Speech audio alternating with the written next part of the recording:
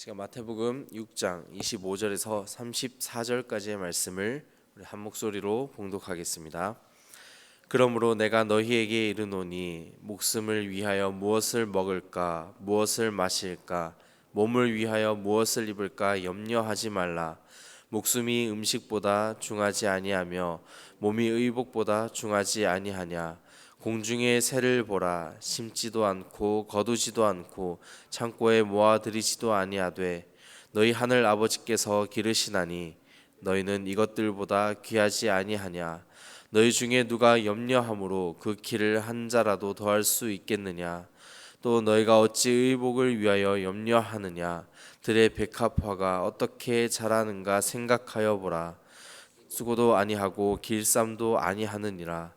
그러나 내가 너희에게 말하노니 솔로몬의 모든 영광으로도 입은 것이 이 꽃 하나만 같지 못하였느니라. 오늘 있다가 내일 아궁이에 던져지는 들풀도 하나님이 이렇게 입히시거든. 하물며 너희일까 보냐. 믿음이 작은 자들아. 그러므로 염려하여 이르기를 무엇을 먹을까 무엇을 마실까 무엇을 입을까 하지 말라.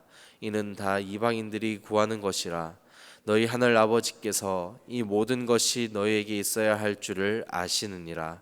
그런즉 너희는 먼저 그의 나라와 그의 의를 구하라. 그리하면 이 모든 것을 너희에게 더하시리라. 그러므로 내일 일을 위하여 염려하지 말라. 내일 일은 내일이 염려할 것이요 한 날의 괴로움은 그 날로 족하니라. 아멘. 이 험난해만 보이는 이 세상을 살아가는 우리는 늘 염려를 안고 살아갑니다. 그 중에 이런 말도 한때 유행했었습니다. 누구 걱정이 제일 쓸데없는 걱정이다. 보통은 이런 표현을 유명 인사나 연예인들 이런 사람들을 가리켜서 이런 표현들을 많이 사용했었습니다. 이 TV에 나오는 유명인들을 걱정할 필요가 없다는 이유가 무엇일까요? 바로 돈과 관련되어 있기 때문입니다. 실제로 수십억의 빚을 졌던 어느 한 연예인도 방송 생활을 이어가면서 불과 몇 년 만에 그 빚을 모두 다 청산하고 다 갚았고 다시 이렇게 떵떵거리면서 살아가고 있음을 우리는 간접적으로나 이렇게 바라볼 수 있습니다. 그래서 누구 걱정이 제일 쓸데없는 걱정이다라는 말이 한때 유행했던 것 같기도 합니다. 똑같이 이 돈이라는 기준에 비춰볼 때 정작 나와는 전혀 해당 사항이 없는 것처럼 보입니다. 실제로 우리 자신의 이름을 넣어서 마음속으로 질문해 보시기 바랍니다. 윤희삭 걱정하는 게 제일 쓸데없는 걱정이다 라고 했을 때 이 말은 전혀 위로가 되지 않습니다.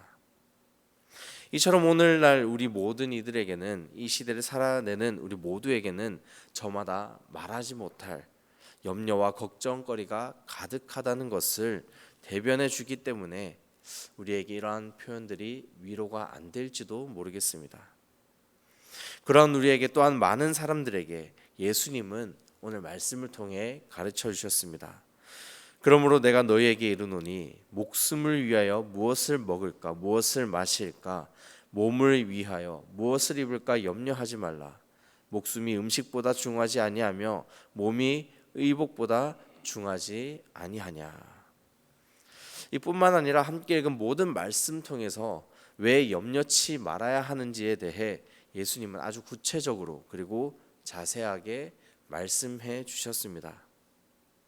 우리가 말씀을 보면 그렇지 염려하면 안 되는 것들에 대해서 깊이 깨닫고 묵상하지만 그럼에도 정작 내 현실을 돌아오고 내 현실만을 놓고 바라보게 된다면 이 말씀이 크게 와닿지가 않다는 것입니다.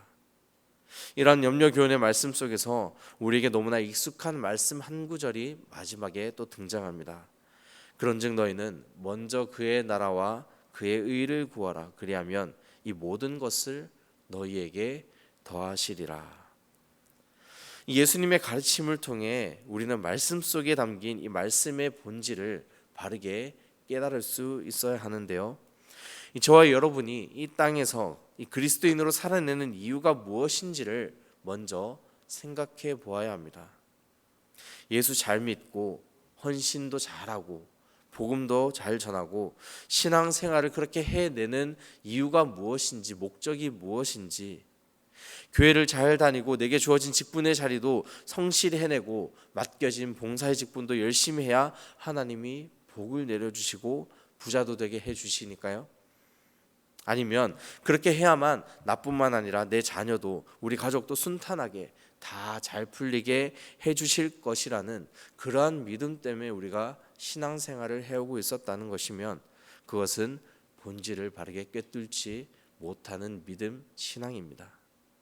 제가 감히 이렇게 말씀드리는 것이 아니라 오늘 본문에서 예수님의 가르침이 그렇다는 것입니다.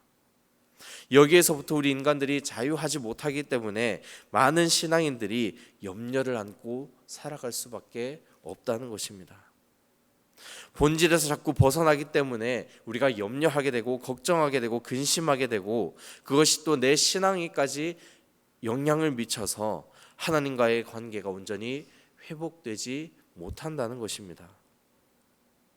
부모님 때문에 또는 자녀 때문에 내 스스로 때문에 아니면 여러 문제들 때문에 내가 늘 상처받고 힘들어하고 미워하고 시기 질투하고 자꾸 남들과 내 인생을 비교하게 되고 누구는 자꾸만 형통해져 가는 것만 같아 보이는데 더 평안한 것 같아 보이는데 나는 왜 이렇게 갈수록 염려와 근심이 쌓여만 갈까? 이 알 수 없는 자격지심에 갇혀 살고 있지는 않았는지 우리가 돌이켜 보아야 한다는 것입니다. 이 본질을 회복한다는 것은 가장 먼저 하나님 아버지의 나라와 하나님 아버지의 의가 무엇인지 끊임없이 질문하며 순종과 겸손을 겸비해 나가는 그러한 삶입니다. 그리고 그것이 그리스도인으로 살아내는 우리에게 가장 먼저 필요한 자세라는 것입니다. 형통한 삶을 꿈꾸고 바라지만 꼭 세상에 염려가 없어야만 우리가 형통하다고 말할 수도 없는 것입니다. 세상의 여러 고난과 문제를 날마다 내가 마주하지만 그럼에도 내 믿음의 본질이 바로 서서 하나님을 향한 내 마음의 눈이 바로 서서 하나님의 나라를 구하고 그 의를 구하는 모든 자들에게는 세상의 염려 따위가 비집고 들어올 수 없다는 것을 예수님께서는 오늘 말씀을 통해 우리에게 알려주신 것입니다. 먼저 그의 나라와 그의 의를 구하라. 그리하면 이 모든 것을 너희에게 더하시리라.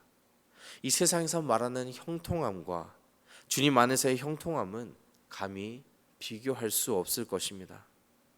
이 땅에서 하나님 나라가 온전히 이루어지기 위해 날마다 내가 몸부림치고 하나님께서 의롭게 여기시는 것이 무엇인지 늘 말씀을 통해서만 우리가 깨닫고 실천해 나갈 때 주님께서는 이 형용할 수 없는 은혜와 사랑으로 우리의 인생 가운데 많은 것을 덧입혀 주실 것입니다.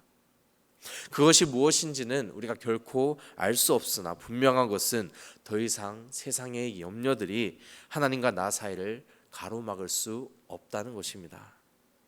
사랑하는 성도 여러분, 말씀을 전하는 저 또한 세상의 염려와 근심 때문에 매일 힘들고 주저할 때가 너무나도 많이 있습니다.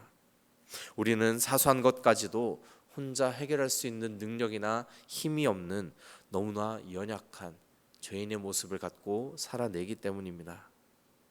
따라서 우리가 말씀을 통해 알아야 할 귀한 영적인 교훈은 문제보다 크신 하나님을 깨닫고 날마다 묵상해 나감으로 믿음의 본질을 회복하는 것인 줄로 믿습니다. 믿음의 본질을 회복함으로 먼저 하나님의 나라와 그의 의를 구하며 세상의 모든 염려로부터 자유함을 누리게 되는 오늘 하루 저와 여러분의 모습이 되기를 간절히 축원합니다. 기도하겠습니다. 거룩하신 하나님 아버지, 이 시간 온 전심을 다해 주님께 나아갈 수 있는 귀한 믿음을 허락하여 주셔서 날마다 주님과 가까워지게 하시고 순종함으로 거룩한 삶을 이어나갈 수 있는 우리 모두가 될 수 있도록 인도하여 주시옵소서. 먼저 그의 나라와 그의 일을 구하며 나아가므로 우리 인생에서 우리에게 주어진 성도로서의 목적이 무엇인지 바르게 깨닫고 믿음의 본질을 회복함으로써 하나님과의 관계가 날마다 회복되어지고 우리에게 주어진 복음을 전하는 사명 또한 잘 감당해낼 수 있는 우리 모든 주의 자녀가 될 수 있도록 도와주시옵소서. 그리하여서 세상의 모든 염려로부터 자유함을 누리게 하시고 오직 주님과 동행하며 그 염려로부터 벗어날 수 있는 귀한 믿음과 또한 소망을 우리 가운데 부어 주시옵소서. 이 시간 날마다 기도의 자리를 지켜나가는 주님의 귀한 자녀들을 기억해 주시고 붙잡아 주실 줄 믿사오며 거룩하신 예수님의 이름으로 기도드립니다. 아멘.